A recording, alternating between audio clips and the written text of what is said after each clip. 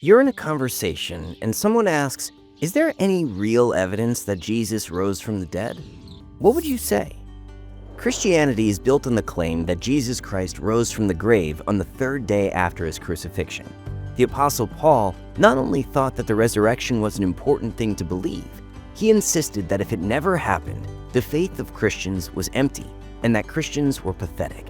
Today, 2,000 years later, the historical evidence for the resurrection of Jesus is overwhelming.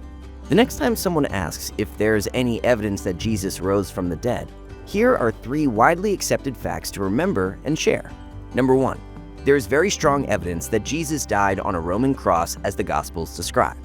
There are a few facts about the life of Jesus that no serious historian disputes. One is that Jesus was executed by crucifixion under the Roman procurator of Judea, Pontius Pilate. Numerous ancient sources outside the New Testament attest to his death, including the Jewish historian Josephus, Syrian philosopher Mara bar Serapion, Julius Africanus, and Lucian of Samosata. We also know that the Romans were experts at executing people. Crucifixion was an especially public and gruesome method of killing people, usually political rebels. Crucifixion involved extreme trauma, blood loss, dislocation of joints, and buildup of fluid around the heart. Victims typically suffocated after they could no longer lift themselves on their pierced hands and feet to breathe. That alone would be sufficient to kill Jesus. But the Gospels also report that he had been beaten severely and likely lost a lot of blood prior to being crucified.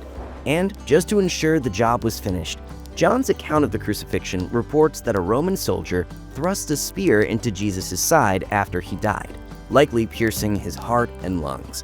Over the years, some skeptics have suggested that Jesus may not have actually died on the cross and maybe recovered from his injuries. This so-called swoon theory just fails to take seriously the unanimous historical testimony of his death, as well as the competence of the professional killers who were in charge of his execution. That's why most scholars agree that Jesus definitely died. Number 2, 3 days after he died, Jesus' tomb was found empty. There were many would-be messiahs and revolutionaries crucified before and after Jesus of Nazareth, yet none of them founded a religion based on the claim that their founder had risen from the dead. Why? One of the main reasons is that they didn't leave behind an empty tomb. In the case of Jesus, no body was found, and there were plenty of powerful enemies in Jerusalem, both Roman and Jewish, who had strong incentive to produce a body and squash the miraculous claims of Jesus' followers. Apologist and former cold case detective J. Warner Wallace points out that producing the body of Jesus would have been the quickest way for his enemies to silence reports that he was alive and to crush Christianity in its infancy. If the Romans or Sanhedrin had been able to point to a tomb containing the body of Jesus, his name would have been forgotten, his followers would have scattered, and his movement would have died. But according to every historical record we have, from sources both friendly and hostile to Christianity, no one could point to a body, including those who were in charge of watching over it. The Gospels report that the Jewish leaders, realizing how bad the empty tomb looked for them, paid Roman guards to circulate the story that his disciples had stolen his body. And that would have been a helpful tale to tell, except for the final point. Number 3, the disciples died for their claim that Jesus had risen. One of the most powerful pieces of evidence for the resurrection of Jesus is the fact that Christianity exists. Following Jesus' brutal death, his followers were demoralized and frightened. The Gospels report that all but one of the 12 disciples fled when Jesus was arrested, and that one of Jesus' inner circle, Simon Peter, actually denied knowing him. The entire movement looked certain to die with its founder, and if it had, there would be no church or Christianity. But something transformed these cowering men and women into fearless preachers, many of whom were willing to die for what they believed about Jesus. What happened? Their radical transformation requires an explanation. People will often live for a religious story they know to be a lie. False preachers and scam artists often tell tall tales to gain money, power, and prestige. But who dies for a story that they know to be a lie? But the disciples of Jesus died for their faith in the resurrection. And the church exists today because something convinced these men and women that Jesus was the Son of God who was alive.